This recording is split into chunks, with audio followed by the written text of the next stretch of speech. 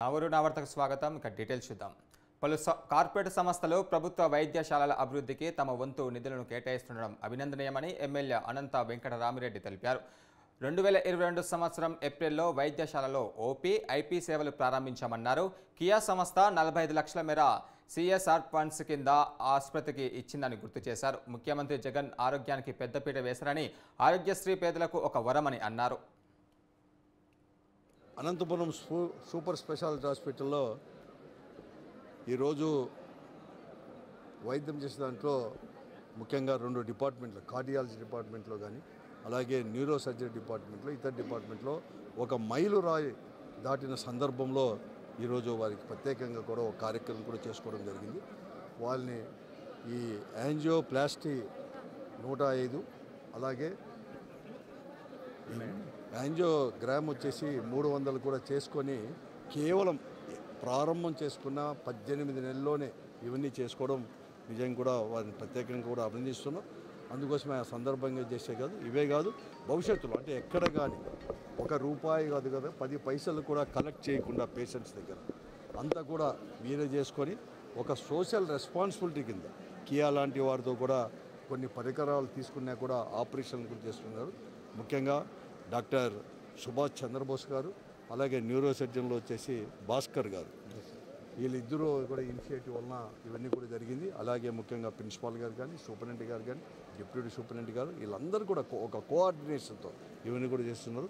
భవిష్యత్తులో ఏదైతే మనమైతే అనుకుంటున్నామో ఈ సూపర్ స్పెషాలిటీ హాస్పిటల్ కేవలం ఒక అనంతపురానికే కాదు, రాయలసీమలోనే ఒక కీలకమైన హాస్పిటల్కి కూడా మారుతుందని చెప్పేసి ఇక్కడ ఉండే పరిణామాలు ఇవన్నీ కూడా చెప్తానే ఉండే. ప్రతిపక్షం ఓట్లను కావాలనే ఓటర్ లిస్టు నుంచి తొలగిస్తున్నారని టీడీపీ నేత కన్నా లక్ష్మీనారాయణ ఆరోపించారు. బ్రతికున్న వారిని చనిపోయినట్లుగా ఫామ్ 7 సబ్మిట్ చేస్తున్నారని అధికారులపై మండిపడ్డారు. వైసీపీ అక్రమదారులో ఎన్నికలకు రావడానికి ప్రయత్నాలు చేస్తున్నారని విమర్శించారు. ఎన్నికల అధికారులకు ఫిర్యాదు చేసినా పట్టించుకోవట్లేదని ఆవేదన వ్యక్తం చేశారు. ఓటర్ లిస్టులో ప్రతిపక్షం వాళ్ళ ఓట్లు తీసేసి ఎన్నిక చేసుకోవాలని చెప్పేసి ప్రయత్నం చేస్తున్నాడు.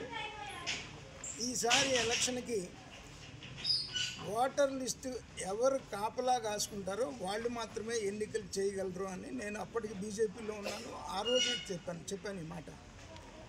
ఇవాళ ప్రాక్టికల్గా చూస్తున్నాం. నేను నెల దాటింది ఎలక్షన్ కమిషనర్ని కలిసి. మా నియోజకవర్గంలో డబుల్ ఎంట్రీస్ దగ్గర 1600 డబుల్ ఎంట్రీస్ ఉన్నాయి. ఎక్కడెక్కడి నుంచో తీసుకొచ్చి ఇక్కడ ఎంట్రీ వాళ్ళకి అక్కడ కూడా పోతున్నాయి. ప్రూఫ్స్తో సహా ఇచ్చాను. ఏ నియోజకవర్గంలో ఏ బూత్లో ఉన్నాయనేటువంటిది కంపారిటివ్ షీట్ వేసి ఇచ్చినట్టు.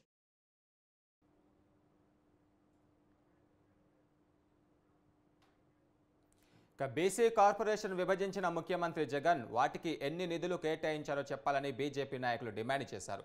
బీసీ కార్పొరేషన్కి కేంద్రం చట్టబద్ధత కల్పించినా రాష్ట్రం ఎందుకు పరిగణలోకి తీసుకోలేదంటూ ప్రశ్నించారు. పూర్తి వివరాలు మా ప్రతినిధి హరిబాబు అందిస్తారు. రాష్ట్ర ప్రభుత్వం బీసీ కార్పొరేషన్ని విభజిస్తూ దాదాపు 52 కార్పొరేషన్లు చేసి వాళ్ళకి పదవులు కేటాయించిన నేపథ్యంలో పదవులు కేటాయించిన ప్రభుత్వం నిధులు కేటాయించకపోవడంతో బీసీలందరూ వెనకబడిన తరగతులు మరింత దిగజారిన పరిస్థితులు నెలకొన్నాయని రాష్ట్ర ప్రభుత్వం తక్షణం బీసీ కార్పొరేషన్ 52 కార్పొరేషన్లకు సంబంధించి ఏమేం చేసిందనేది ఒక శ్వేతపత్రం రిలీజ్ చేయాలని బీజేపీ నాయకులు డిమాండ్ చేస్తూ తిరుపతి ఆర్డీఓ కార్యాలయం నిరసన వ్యక్తం చేస్తున్నారు. మనతో పాటు మసూద్ ఉన్నారు. ఆయన తెలుసు ప్రధానంగా మీ డిమాండ్ ఏంటి? ఈరోజు రాష్ట్రంలో ఏదైతే ముఖ్యమంత్రి జగన్మోహన్ రెడ్డి గారు పాదయాత్రలో బీసీలకి చేసిన ప్రమాణాలని తొంగలో తొక్కేశారు. అదే కాకుండా ఈ రోజు మేము గత ప్రభుత్వం కంటే 5 మెట్లు ఎక్కువ ఎక్కామనేసి అప్పుడు 33 ఉన్న కార్పొరేషన్లు ఈ రోజు 56 కార్పొరేషన్లు చేయడము సంతోషిస్తున్నాం, స్వాగతిస్తున్నాం. కాకపోతే ఆ కార్పొరేషన్ ఆఫీసులు ఎక్కడున్నాయి, ఆ రూములు ఎక్కడున్నాయి, ఆ చైర్మన్లు ఏం చేస్తున్నారు, వాళ్ళ నిధులు ఎక్కడున్నాయి, వాళ్ళ నిధులు ఈ రోజు ఈ కార్పొరేషన్కి ఇది ఇచ్చాము, ఇది చేశామని వాళ్ళ శ్వేతపత్రం రిలీజ్ చేయమని మేము భారతీయ జనతా పార్టీ ఓబీసీ మోర్చా తరఫున డిమాండ్ చేస్తున్నాం. అదే కాకుండా బీసీ కమిషన్ అనేది చట్టబద్ధత లేకపోతే అది చిత్తు కాగితంతో సమానం, ఎందుకు పనికిరాని ఎస్సీ ఎస్టీలకి ఏదైతే కాన్స్టిట్యూషనల్ రైట్ ఉందో అదే విధంగా ఈ రోజు ప్రధానమంత్రి నరేంద్ర మోడీ గారు దేశవ్యాప్తంగా బీసీ కమిషన్ కి ఒక చట్టబద్ధత తీసుకొచ్చాడు గతంలోనే. సో దాన్ని చూసైనా రాష్ట్ర ప్రభుత్వాలు అన్ని పక్క రాష్ట్రాల్లో కూడా బీసీ కమిషన్ కి చట్టబద్ధత ఉంటే ఈ రోజు మన రాష్ట్రం ప్రత్యేకంగా దాన్ని చట్టబద్ధతను కూడా చేయకుండా 56 కార్పొరేషన్లు ఇచ్చాము, 56 చైర్మన్లు ఇచ్చాము, 56 డైరెక్టర్లను కుల డైరెక్టర్లను వేసామంటే వాళ్ళు ఏం చేశారు, ఆ కులానికి ఏం చేశారు, వాళ్ళకి ఎంత సంక్షేమానికి నిధులు ఇచ్చారు, అసలు వాళ్ళు ఎక్కడున్నారు ఏమనేది కూడా దిక్కుతోచని పరిస్థితుల్లో బీసీలు ఉన్నారు. బీసీలు అనేది దగ్గర దగ్గర 55% ఉన్నామని అందరం చెప్తాం. కాకపోతే మనం నమ్మాల్సిన నగ్న సత్యం ఏంటంటే ఈ రోజు చేతి కుల వాళ్ళు లేకపోతే మన జీవనం సాగదు. ఏ కులమైనా సరే వృత్తిపరంగా వాళ్ళ చేతి వృత్తి వాళ్ళు లేకపోయినా సాగదు. వాళ్ళందరూ కూడా శ్రమ మీద ఆధారపడిన జీవాలు. ఉద్యోగాలు తక్కువ ఉన్నాయి, రిజర్వేషన్లు తక్కువ ఉన్నాయి. ఉద్యోగ రిజర్వేషన్ పక్కన సమస్యలు ఒకటైతే మహిళా సమస్యలు ఒక పక్కన ఉన్నాయి, చేతి వృత్తి వాళ్ళ సమస్యలు పక్కన ఉన్నాయి. ఈ రోజు ఎంత ఉంటే మీరు పాదయాత్రలో చేసిన ప్రమాణాలను ఈ రోజు జగన్మోహన్ రెడ్డి గారు ఏం చేశారు? ఇంకా మళ్ళీ ఎలక్షన్స్ వస్తున్నాయి, మళ్ళీ బీసీలను మభ్యపెట్టాల్సిన అవసరం లేదు. భారతీయ జనతా పార్టీ దీన్ని తీవ్రంగా ఖండిస్తుంది. ఓబీసీ మోర్చా ఆధ్వర్యంలో ఈ రోజు దీన్ని మేము వినతి పత్రం ఇచ్చేదానికి ఆర్డీఓ ఆఫీస్ దగ్గర ధర్నా చేస్తున్నాము. అదే కాకుండా ఇది రాష్ట్ర నాయకులు దగ్గుపాటి పురంధరేశ్వర్ గారు ఇచ్చిన పిలుపు మేరకు, ఓబీసీ మోర్చా రాష్ట్ర అధ్యక్షులు దేరంగి గోపి గారు ఇచ్చిన పిలుపు మేరకు ఈ కార్యక్రమాన్ని చేపడతారు. కేవలం ప్రభుత్వం అలంకారప్రాయంగా పదవులు కేటాయించి కుర్చీలు టేబుల్ కూడా ఇవ్వకుండా బీసీ కార్పొరేషన్ నాయకులను మభ్యపెట్టి బీసీలను మభ్యపెట్టే ప్రయత్నం చేస్తుందని చెప్పి ముఖ్యమంత్రి పాదయాత్రలో ఏదైతే హామీలు ఇచ్చారో హామీలు పూర్తి స్థాయిలో అమలు చేయాలని బీసీ నాయకులు డిమాండ్ చేస్తున్నారు. Vote studio. కర్నూలు జిల్లాలో 10,000 లంచం తీసుకుంటూ ఒక మహిళా అధికారి అడ్డంగా దొరికిపోయింది. కర్నూలు రూరల్ ఎంఆర్ఓ కార్యాలయంలో నూతనపల్లి వీఆర్ఓ విధులు నిర్వహిస్తున్న విజయమ్మ అదే గ్రామానికి చెందిన బొగ్గుల షేక్ షావలికి చెందిన ఎకరం భూమిని సర్వే చేసి పట్టాదారు పాస్ పుస్తకం ఇవ్వడానికి 30,000 డిమాండ్ చేసింది. దీంతో బాధితులు ఏసీబీ అధికారులను ఆశ్రయించారు. 10,000 లంచం తీసుకుంటుండగా వీఆర్ఓను రెడ్ హ్యాండెడ్గా పట్టుకున్నారు డీఎస్పీ వెంకటరెడ్డి. గంటలు తీసుకున్నా పట్టుకున్నారు. మీ జాబ్ అంటే గంటలు చూపిస్తూనే ఉంటామన్నా. మా డీజీపీ గారు శ్రీ కె రాజేంద్రనాథ్ రెడ్డి గారు ఆదేశాల మేరకు ఈరోజు విజయమ్మ వీఆర్ఓ నూతనపల్లి అనే వీఆర్ఓ గారిని 10,000 రూపాయలు లంచం తీసుకుంటూ ఉండగా రెడ్ హ్యాండ్గా పట్టుకోవడం జరిగింది. ఈమె నూతనపల్లి వీఆర్ఓగా ఉన్నప్పుడు బొగ్గుల షేక్ షావలి అనే అతని భూమిని ఆన్లైన్ చేసి పట్టాదారు పాస్ పుస్తకం శాంక్షన్ చేయడానికి సుమారు 3 నెలల క్రితం ట్రై చేసింది. అప్పుడు కొంత లంచం తీసుకోవడం జరిగింది. తిరిగి 3 నెలల తర్వాత వేరే వాలంటీర్తో పిలిపించుకొని 30,000 రూపాయలు మళ్ళీ కావాలని చెప్పని తిరిగి లంచం డిమాండ్ చేయగా దానికి 10,000 రూపాయలు చివరగా ఇస్తా అని చెప్పి ఒప్పుకున్నందున ఈరోజు సాయంత్రం 6:45 గంటలకి లంచం అతను ఇస్తే ఇవి తీసుకుంటుండగా మేము వచ్చి పట్టుకోవడం జరిగింది. చిత్తూరు జిల్లా పుంగనూరులో ఇవాళ మండల స్థాయి సైన్స్ వైజ్ఞానిక ప్రదర్శన కార్యక్రమాన్ని బసవరాజు ప్రభుత్వ ఉన్నత పాఠశాల నందు నిర్వహించారు. మండల స్థాయి ప్రదర్శనకు 60 ప్రదర్శనలు రాగా పలువురు విజేతలు ప్రకటించారు నిపుణులు. జిల్లా స్థాయి ప్రదర్శనకు మొదటి బహుమతిగా మున్సిపల్ హై స్కూల్కి చెందిన కొత్త ఇండ్లో A Harika, second prize winner AP model school విద్యార్థిని నాగసాయి రెడ్డి, తృతీయ బహుమతి మేలుపట్ల హై స్కూల్ విద్యార్థి బి తరుణ్ నాయకులను జిల్లా స్థాయి సైన్స్ విజ్ఞాన ప్రదర్శనకు ఎంపిక చేశారు. ఎంపికైన విద్యార్థులను మండల విద్యాశాఖ అధికారులు అభినందించారు. ఈ ప్రదర్శన వలన విద్యార్థుల్లో వైజ్ఞానిక విషయాల పట్ల ఆసక్తి నెలకొని రాబో సకాలంలో మంచి శాస్త్రవేత్తలుగా ఎదగడానికి ఉపయోగపడతాయని కొనియాడారు. మండల స్థాయిలో సైన్స్ ఫైర్ ఈరోజు బీఆర్ ప్రభుత్వ ఉన్నత పాఠశాల నందు నిర్వహించడం జరిగింది. మన మండలానికి సంబంధించిన 17 ఉన్నత పాఠశాల నుంచి ప్రతి ఒక్క పాఠశాల నుంచి 3 ఎగ్జిబిట్స్ అనేవి తీసుకురావడం జరిగింది. వీటిలో అత్యుత్తమమైనవి 3 ఎగ్జిబిట్స్ని ఎంపిక చేసి 22వ తేదీ లిటిల్ ఫ్లవర్ స్కూల్ చిత్తూరులో జరిగేటువంటి జిల్లా స్థాయి ఎగ్జిబిషన్ చెప్పడం జరుగుతుంది. ఉదయం నుంచి జరిగినటువంటి ఈ సైన్స్ ఫెయిర్లో విద్యార్థులు ఉపాధ్యాయులు చాలా ఉత్సాహంగా పాల్గొన్నారు. వాళ్ళని ప్రోత్సహించినటువంటి మా ఎంఈఓ 2 సార్ గారికి, అదేవిధంగా ఈ పాఠశాల ప్రధానోపాధ్యాయులు మేడం గారికి. అనంతపురం జిల్లా కూరుగుంట గ్రామంలోని పొలం కబ్జా చేశారని దళితులు ఆరోపించారు. గతంలో 279 మంది ఎస్సీలకు ప్రభుత్వం ఇంటి పట్టాలు పంపిణీ చేస్తే రియల్ ఎస్టేట్ వ్యాపారులు భూ కబ్జాకు పాల్పడుతున్నారని, వారిపైన చర్యలు తీసుకోవాలని ఎంఆర్పీఎస్ డిమాండ్ చేసింది. అధికారులు వారంలోపు సమస్యను పరిష్కరించాలని ఎంఆర్పీఎస్ అల్టిమేటం ఇచ్చింది.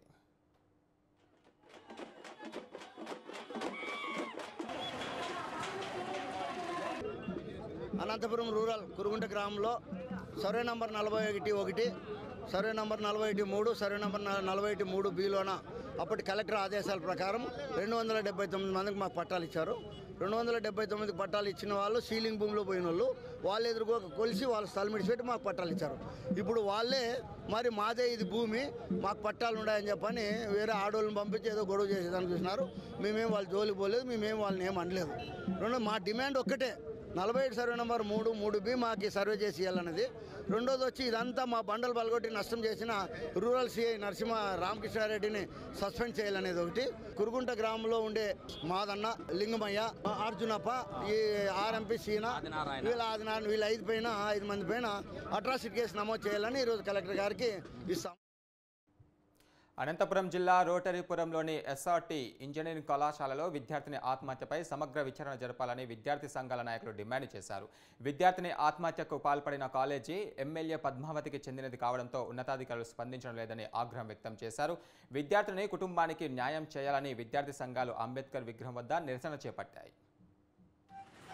అనంతపురం జిల్లా బుక్కరా సముద్రం మండల కేంద్రంలో ఎస్ఆర్ఐటి ఇంజనీరింగ్ కళాశాలలో 2వ సంవత్సరం చదువుతున్నటువంటి కవిత అనే అమ్మాయి నిన్నటి రోజున ఫ్యాన్కు ఉరి వేసుకొని మరి సూసైడ్ చేసుకొని మరణించడం జరిగింది. మరి ప్రధానంగా అఖిల భారత విద్యార్థి సమైక్య ASF ఐక్య విద్యార్థి సంఘాల ఆధ్వర్యంలో అంబేద్కర్ విగ్రహం ముందు నిరసన కార్యక్రమం చేపట్టడం జరిగింది. ఈ జిల్లాలో ఎస్ఆర్ఐటి ఇంజనీరింగ్ కళాశాలలో గతంలో కూడా ఇలాంటి సంఘటనలు చాలా జరిగినా కూడా జిల్లాలో ఉన్నటువంటి విద్యాశాఖ అధికారులు ఏమాత్రం కూడా స్పందించలేదు. గతంలో ఇదే ఎస్ఆర్ఐటి ఇంజనీరింగ్ కళాశాలలో ఫుడ్ పాయిజన్ జరిగి 53 మంది విద్యార్థులు అస్వస్థకు గురైన కనీసం బయటకు రాకోకుండా మరి జిల్లాలో ఉన్నటువంటి విద్యాశాఖలు కనీసం ఆ కళాశాల పర్యవేక్షించలేదు. మరి నిన్నటి రోజున అమ్మాయి ఆత్మహత్య చేసుకుంటే ఇక్కడ ఉన్నటువంటి తల్లిదండ్రులు మరి సవేర్ హాస్పిటల్లో బాడీని చనిపోయిన తర్వాత అనంతపురం సర్వజన ఆసుపత్రి మార్చరికి తరలిస్తూ ఉంటే తల్లిదండ్రులు ఎవరు కూడా మా అమ్మాయి బాడీని మార్చరికి తరలించద్దండి, మా బంధువులు రావాలా, దీనిపైన మాకు అనుమానాలు అని చెప్పి వ్యక్తం చేశా కూడా జిల్లాలో ఉన్నటువంటి పోలీసు యంత్రాంగం అందరూ కూడా అమ్మాయి బాడీని బలవంతంగా అనంతపురం మార్చరి హాస్పిటల్కు తరలించడం జరిగింది.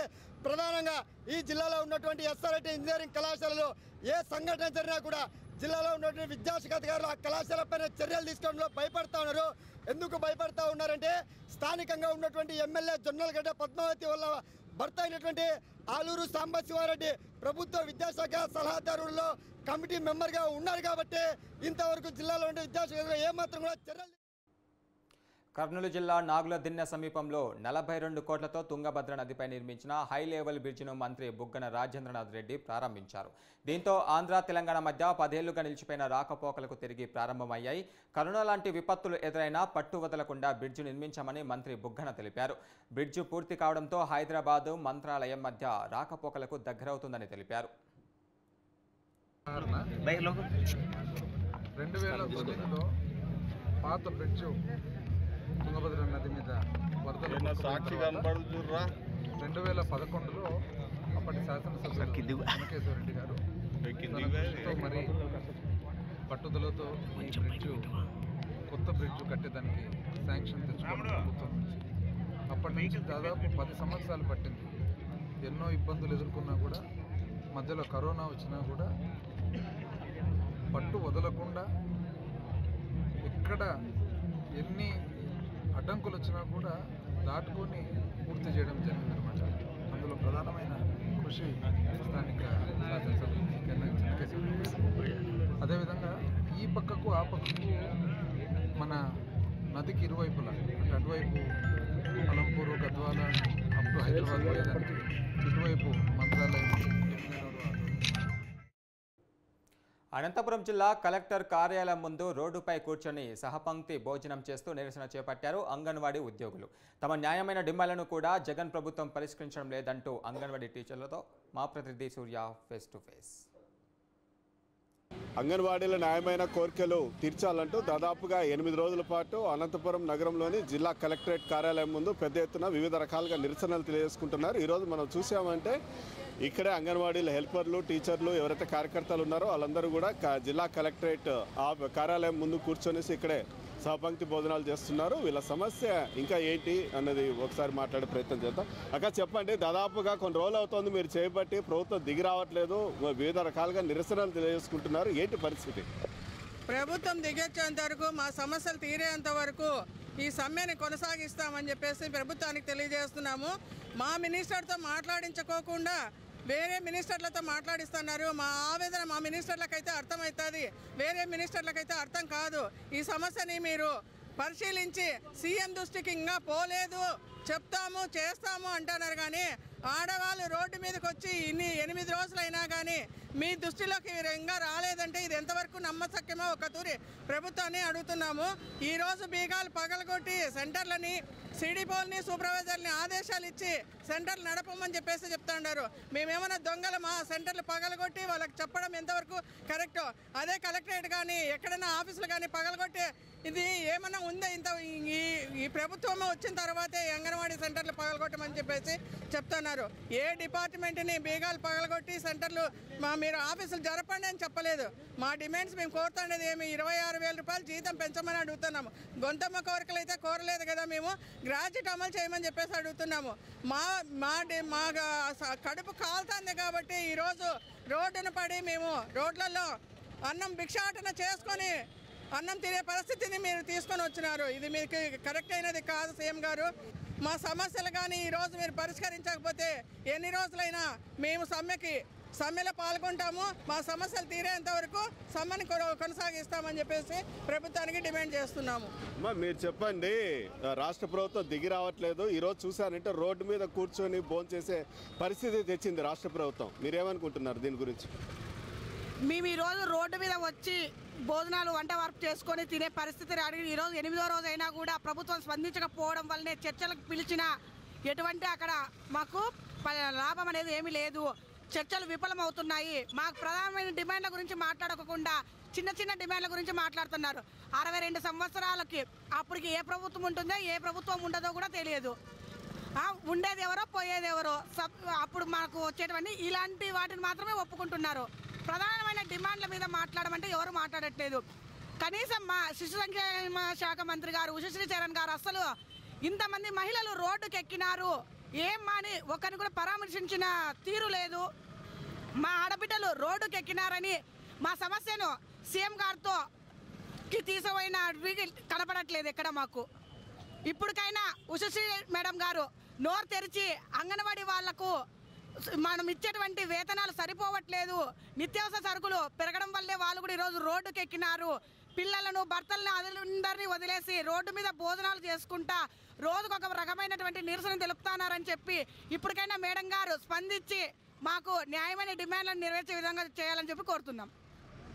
ఇది వీరు చెప్తున్నది. ఏదైతే వీళ్ళ న్యాయమైన డిమాండ్ల కోసం దాదాపు కొన్ని రోజుల పాటు రోడ్డు మీదకి వచ్చి వివిధ రకాలుగా మనం చూసామంటే సాష్టాంగ నమస్కారం చేసి కూడా వీళ్ళు నిరసన తెలియజేశారు. అయితే రాష్ట్ర ప్రభుత్వం దిగి రావట్లేదు. మరోవైపు బొత్స సత్యనారాయణ చెప్పడం ఏమంటే మేమైతే ఆదేశాలు ఇవ్వలేదు అంగన్వాడీ కేంద్రాలు బీగాలు పగలగొట్టమని అని ఒకవైపు చెప్తున్నా సరే ఈరోజు కూడా ఉదయం అనంతపురం నగరంలో కొన్ని అంగన్వాడీ కేంద్రాల బీగాలు కూడా పగలగొట్టడం జరిగింది. అంటే ఏంటి అన్నది వీళ్ళు కూడా అర్థం కావడం లేదు. రాష్ట్ర ప్రభుత్వం ఏం చెప్తోంది, మంత్రులు ఒక రకంగా చెప్తున్నారు, అధికారులు ఒక రకంగా చెప్తున్నారు, ఏంటనేది అర్థం కాని పరిస్థితుల్లో ఉంది. ఏది ఏమైనప్పటికీ కూడా ఈ నిరసన అయితే కంటిన్యూగా మేమైతే తెలుపుతాం, మా న్యాయమైన డిమాండ్లు తీర్చే వరకు అంటూ రాష్ట్ర ప్రభుత్వానికి హెచ్చరిస్తున్నారు. Camera person Anjaneya Prasad, RK Surya, news 360 Anantapur నుంచి. బాపట్ల జిల్లా అద్దంకిలో ప్రభుత్వ మద్య దుకాణానికి యజమాని తాళం వేయడం చర్చానీయాంశంగా మారింది. 3 నెలల క్రితమే అగ్రిమెంట్ అయిపోయినప్పటికీ ఖాళీ చేయకుండా అద్దె చెల్లించకపోవడంతో షాపుకు తాళం వేశారు. తన దుకాణానికి ఖాళీ చేసి తనకు రావాల్సిన అద్దె బకాయి 45,000 రూపాయలు చెల్లించాలని మద్యం దుకాణంలో పనిచేసేవారిని డిమాండ్ చేశారు. 3 నెలల నుంచి అద్దె రాకపోవడంతో ఈరోజు మద్యం షాపుకు తాళం వేశారు. షాపు 3 నెలలు సెప్టెంబర్తో అగ్రిమెంట్ అయిపోయిందండి. నా షాపులు నాకు ఖాళీ చేయమన్నాను. అగ్రిమెంట్ ఇవ్వమంటే మేము మా షాపులు ఖాళీ చేయమని చెప్పాము. అగ్రిమెంట్ ఇవ్వలేదు. మా షాప్ ఖాళీ చేయకుండా 3 నెలల నుంచి రెంట్ ఇవ్వట్లేదు, షాప్ ఖాళీ చేయట్లేదు. రెంట్ ఇవ్వకుండా మా షాపులు వాడుకుంటున్నారు. వాళ్ళు ఏమైనా క్లోజ్ చేస్తే మాకు రెంట్ మేము అడగడానికి అవకాశం ఉండదు. వాళ్ళు ఆల్రెడీ సరుకు అమ్ముకుంటున్నారు. సరుకు అమ్ముకునేటప్పుడు నా రెంట్ అన్న ఇవ్వాలి, షాప్ అన్న ఖాళీ చేయాలి. నా అగ్రిమెంట్ అయిపోయిందని మీరు అగ్రిమెంట్ ఇవ్వండి, మళ్ళీ అగ్రిమెంట్ ఇవ్వండి, మేము అన్నాలు ఇస్తాము. మాకు వద్దని చెబుతున్నాం కదా, మా షాపులు ఖాళీ చేయాలి కదా, వద్దు పక్కన పట్టేసాయి. అర్థమైందా?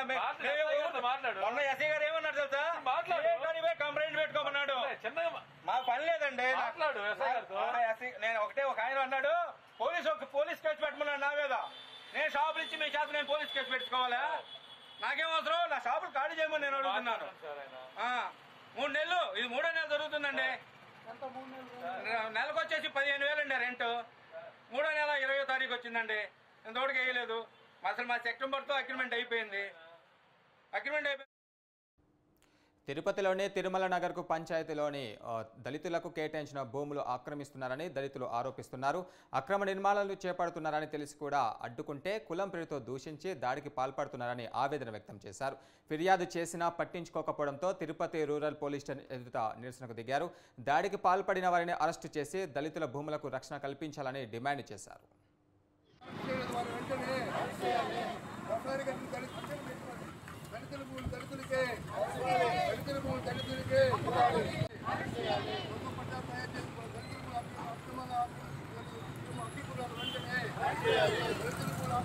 తిరుపతి జిల్లా మంగళం తిరుమల నగర పంచాయతీలో 229 సర్వే నెంబర్లో దళితులకి ఇచ్చినటువంటి పట్టాలను కొంతమంది అక్కడుండే జాగా ఖాళీగా ఉందని దొంగ పట్టాలు తయారు చేసి దాన్ని కోర్టుని యామారించి కోర్టు ద్వారా వచ్చి విజిలేసేశారు. దాని విషయంగా మేము అడిగితే ఎంఆర్ఓ గారు వచ్చి ఈ అధికార పార్టీ వైసీపీలో బీసీ మహిళా మున్సిపల్ చైర్పర్సన్కు అవమానం ఎదురైంది. చిత్తూరు జిల్లా పలమనేరు మున్సిపల్ చైర్పర్సన్ సీటును 2.5 ఏళ్లు ఒకరు, మరో 2.5 ఏళ్లు మరొకరు ఉండేలా ఒప్పందం కుదుర్చుకున్నారు. ఒప్పందం ప్రకారం గత నెల 16న ప్రస్తుత చైర్పర్సన్ చాముండేశ్వరి ప్రమాణ స్వీకారం చేశారు. మొదటి సమావేశానికే సొంత పార్టీ కౌన్సిలర్లు గైర్హాజరు కావడంతో కౌన్సిల్ సమావేశం వాయిదా పడింది. అయితే కావాలనే కౌన్సిలర్లు సమావేశానికి హాజరు కాలేదంటున్న చర్చ జోరుగా కొనసాగుతుంది. ఇదేనా ఒక బీసీ మహిళా చైర్పర్సన్కు వైసీపీలో దక్కే గౌరవం అంటూ పలువురు విమర్శించుకున్నారు.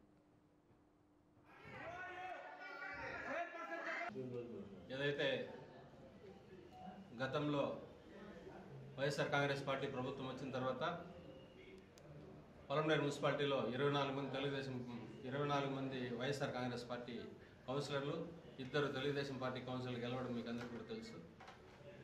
ఏదైతే ఆ రోజు పెద్దల సమక్షంలో ఒప్పందం ఏదైతే జరిగిందో ఒప్పందం ప్రకారం 2.5 సంవత్సరం పవిత్ర మురళీకృష్ణ గారికి, అదేవిధంగా మాకు 2.5 సంవత్సరం చాముండేశ్వరి గారికి కూడా చైర్పర్సన్ పదవి ఇచ్చేదానికి ఒక ఒప్పందం జరిగింది. ఆ ఒప్పందంలో భాగంగా గత నెల 16వ తారీఖున మేము ఇక్కడ మున్సిపల్ ఆఫీసులో ప్రమాణ స్వీకారం చేసినాము. ఈరోజు కౌన్సిల్ సమావేశం ఏర్పాటు చేసుకోవడం జరిగింది. ఈరోజు కౌన్సిల్ సమావేశానికి మా వైఎస్ఆర్ కాంగ్రెస్ పార్టీ సభ్యులే దాదాపు 12-13 మంది గైర్హాజరైనారు. ఎందుకనే విషయం నాకు తెలియదు. మేము ఈ విషయాన్ని గౌరవ ఎమ్మెల్యే గారి దృష్టికి, గౌరవనీయులు పెద్దలు చిత్తూరు జిల్లా పెద్దిరెడ్డి రామచంద్రారెడ్డి గారి దృష్టికి, అదేవిధంగా పార్టీ దృష్టికి తీసుకుపోతున్నాము. ఎందుకు ఈ విషయం చెప్పాల్సి వస్తుందంటే పాలకపక్షము 26 మందికి 24 మంది వైఎస్ఆర్ కాంగ్రెస్ పార్టీ కౌన్సిలర్లు ఉన్న ఈ కౌన్సిల్లో తెలుగుదేశం పార్టీ వాళ్ళు 2 ఉంటే 2 హాజరైనారు. 24 మంది ఉంటే సగం మంది దాకా గైర్హాజరై ఈరోజు అనంతపురం జిల్లా బుక్కరాయ సముద్ర మండల పరిధిలోని ఎస్ఆర్ఐటి కళాశాలలో బీటెక్ విద్యార్థిని కవిత ఆత్మహత్యకు కారణం మానసిక సంఘర్షణ అని అనంతపురం గ్రామీణ డీఎస్పీ వెంకట శివారెడ్డి పేర్కొన్నారు. విద్యార్థిని చదవలేకపోతున్నానని, చదవడం ఇష్టం లేదని, ఎవరితో మాట్లాడకుండా ముభావంగా ఉండేదని పంచనామా సమయంలో సాక్షులు చెప్పారని తెలిపారు. దీనికి బలం చేకూర్చేలా అఘాయిత్యానికి ముందు లేఖ రాసిందన్నారు. అందులో తాను ఎక్కువగా నెగిటివ్ ఓవర్ థింకింగ్ చేస్తున్నానని, ఎవరితో మాట్లాడలేకపోతున్నానని వెలుబుచ్చారు. కళాశాల యాజమాన్యం వారు వాళ్ళ తల్లిదండ్రులకు ఫోన్లో ఇన్ఫర్మేషన్ చెప్పారు. ఈ విషయం పైన అమ్మాయి తండ్రి వచ్చి బుక్కరాయ సముద్రం పోలీస్ స్టేషన్లో ఫిర్యాదు చేయడం జరిగింది. దానిపైన కేసు నమోదు చేయడం జరిగింది. మన జిల్లా ఎస్పీ శ్రీ అంబురాజన్ సార్ గారి ఆదేశాల మేరకు ఇన్ఛార్జ్ ఇన్స్పెక్టర్ అయినటువంటి అనంతపురం రూరల్ ఇన్స్పెక్టర్ రామకృష్ణారెడ్డి ఈ కేసు దర్యాప్తు చేపట్టడం జరిగింది. దర్యాప్తులో భాగంగా శవ పంచనామా సమయంలో సాక్షులు అంటే తోటి విద్యార్థులు, హాస్టల్ వార్డెను వీళ్ళు చెప్పినటువంటి సాక్ష్యాన్ని ఏపీలో అంగన్వాడీ వర్కర్స్ చేస్తున్న నిరసనలు 10వ రోజుకు చేరుకున్నాయి. తమ న్యాయమైన డిమాండ్లు సాధించుకునేంత వరకు తమ నిరసనలు ఆపేది లేదన్న అంగన్వాడీ వర్కర్స్ వారు చెబుతున్నారు. వివిధ రకాలుగా తమ దీక్షలు కొనసాగిస్తున్నారు. ముఖ్యమంత్రి పాదయాత్రలో ఇచ్చిన హామీలు నిలబెట్టుకుని తమకు న్యాయం చేయాలని, లేని పక్షంలో తమ ఆందోళనను ఉధృతం చేస్తామని హెచ్చరించారు.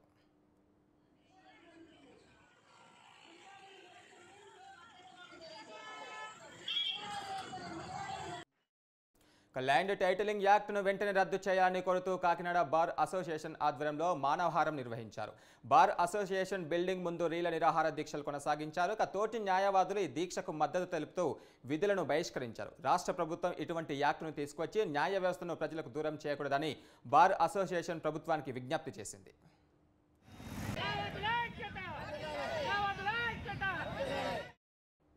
ధనుర్మాస ఉత్సవాల సందర్భంగా అనంతపురం జిల్లా శ్రీ గోదేవి సమేత రంగనాథ స్వామి వారికి వేద పండితుల మంత్రోచ్చారణలతో ఘనంగా పూజలు నిర్వహించారు. తొలుత పట్టు వస్త్రాలతో స్వర్ణ రజత ఆభరణలతో పుష్పమాలతో నయనానకందంగా అలంకరించారు. శ్రీ ఆండాల్ రచించిన పాశురాలను పారాయణం చేసి వైష్ణవ సాంప్రదాయం ప్రకారం ప్రత్యేక పూజలు నిర్వహించారు. మహామంగళహారతి సమర్పించుకున్నారు. ఇక స్వామివారిని దర్శించుకోవడానికి భారీగా భక్తులు తరలివచ్చారు.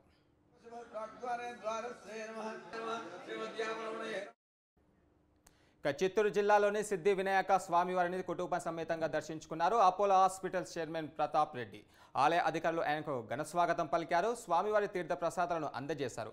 దేవస్థానం మోహన్ రెడ్డి ఈవో.